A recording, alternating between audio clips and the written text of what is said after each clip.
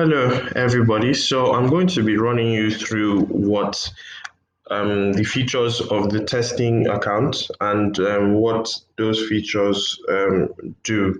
So starting off, assessments here, this is where you upload the assessment file from the authoring app.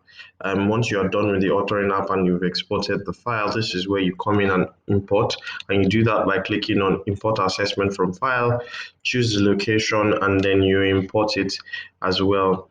Also, from here, you can also create assessments as well, um, multiple choice and both essay. So if I'm going to just um, create an essay assessment,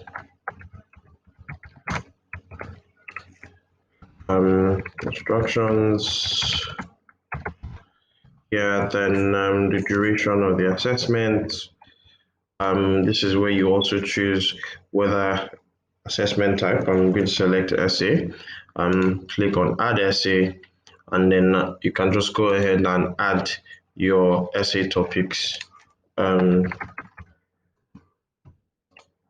individually.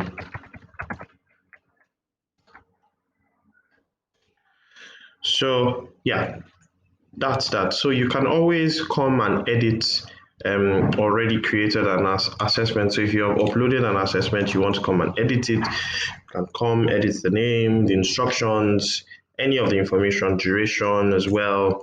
The questions per test here refers to um, tells the system how many questions in that assessment should be deployed to candidates. So by default, it's blank here, and that implies that the system should deploy every question in the pool to candidates. So for example, if you have 60 questions in the assessment, it means that the system should deploy the entire 60.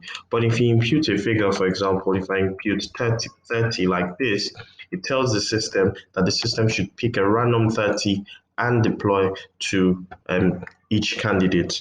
So all of that you can change, and you can activate on-screen calculators and the other settings from here. So once you are done with any settings, always remember to click on update assessment, which is sort of like saving your changes. If you do not click update assessment, your changes are not affected. So please always remember to click update assessment after every modification you make. Now, moving on to assessment bundles. Assessment bundles are, is what is deployed to candidates.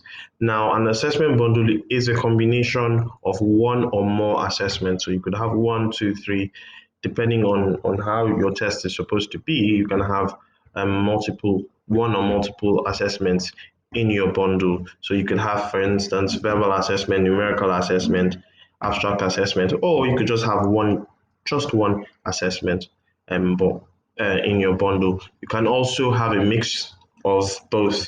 Um, um, you could also have a mix of both multiple choice and essay type. So you can have one multiple choice, one essay, or two essay, one more, depending on your what you want to deploy for your test. So bundles, you come give the bundle a name, give the general instructions for the exam, you put it in here, and then there are some other settings here which are unchecked by default. So if you want to add any of them, you just simply check them and then click on update to save your changes. So just beneath here, this is where you add assessments to the bundles.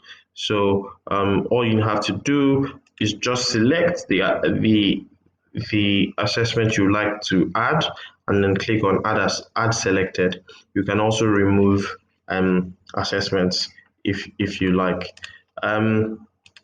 So moving on from assessment bundles, we move on to campaigns. Now, this is where the settings for the test are done. You give your campaign a name.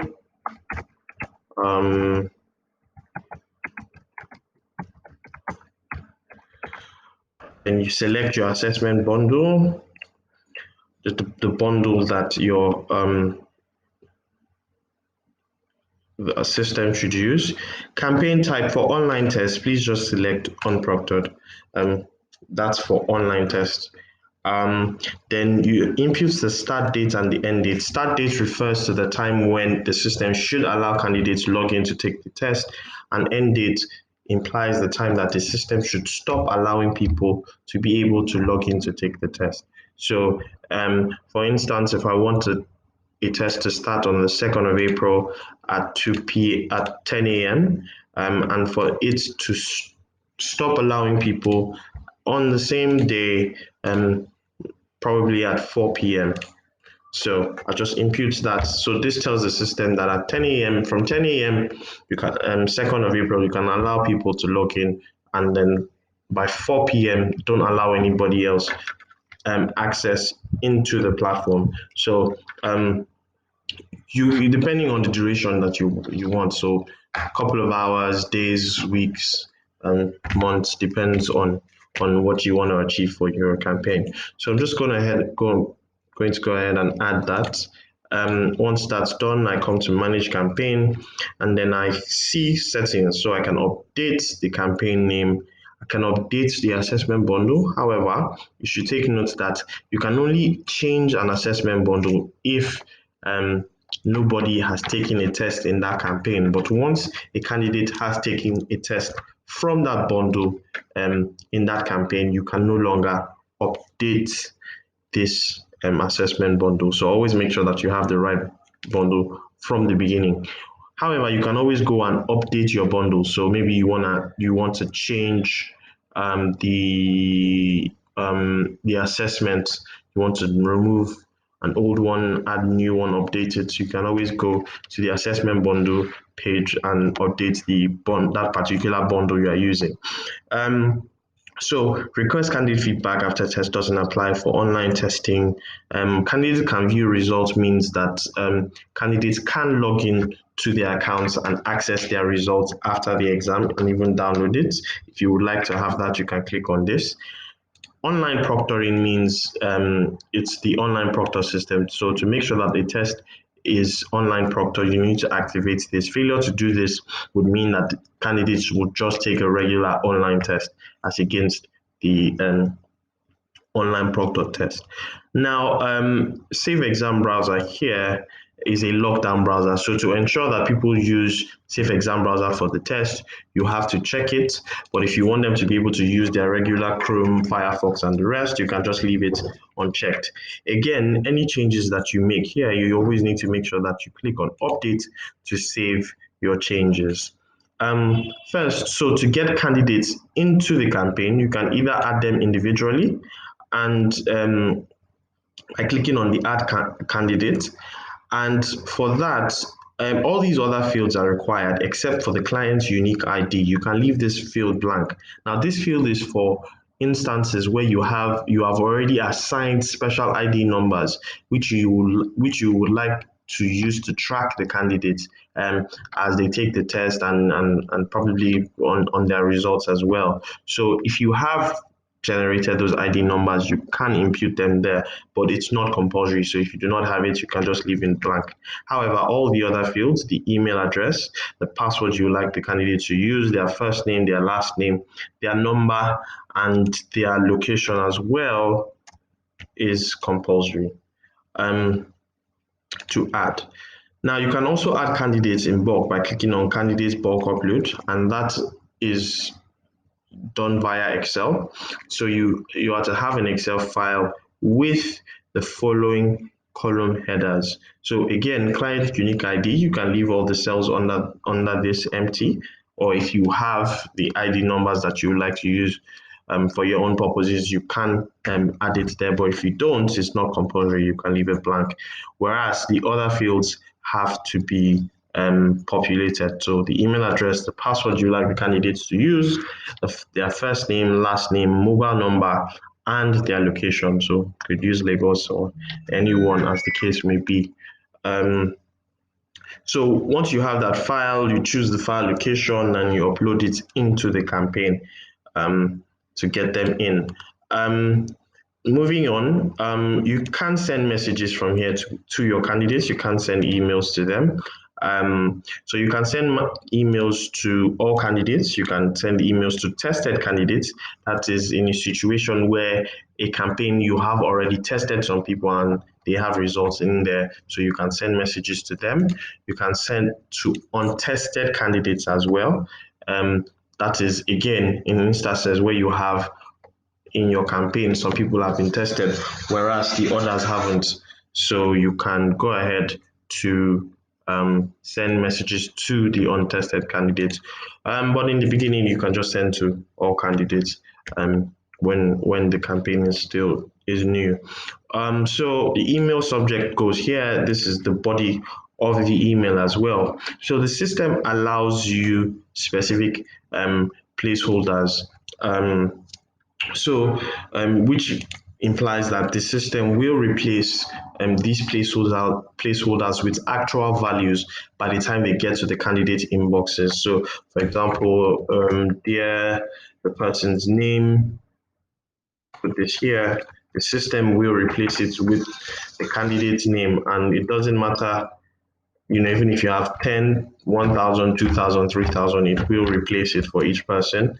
The unique ID refers to instances where you have assigned a unique ID and want to, send a message that includes that ID, you can. But if you have not assigned it, please do not use it, just leave it.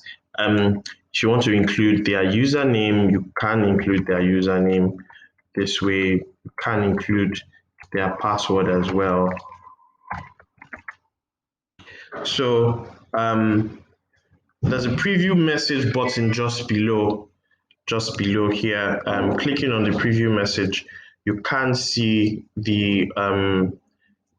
preview of the message that will be delivered to the candidates, and you can go through them. So you will notice that the placeholders have been replaced by actual values. So you see their name has been replaced by a sample name, username, sample username, and a sample password as well. So you basically see a preview of all that will be displayed to the candidates. So it also helps you know whether your placeholders are correct or not. So for instance, if your name placeholder is wrong, so if I change that like that and I click on preview message, I will see that it doesn't, there's no sample data, so it shows that that placeholder is wrong, and I can come back and pick it again and impute it here. So this is the preview message as well. So yeah, that's how you send messages out on the platform. Also important to note, if I should go back here, you can send for tested candidates, you can include their scores as a placeholder. You can include their scores as a placeholder. So if you want to send a message that includes their test results, you can include that as well. Moving on, you can also access results, download your results in Excel of your tested candidates from here. So online tests refers to a real-time monitoring system where you can monitor the online tests real-time. So first, you can see the username of people that are logged in, when they logged in, the last time the system saw them, their current status, that's whether they're online or offline, how many times the system has saved their work,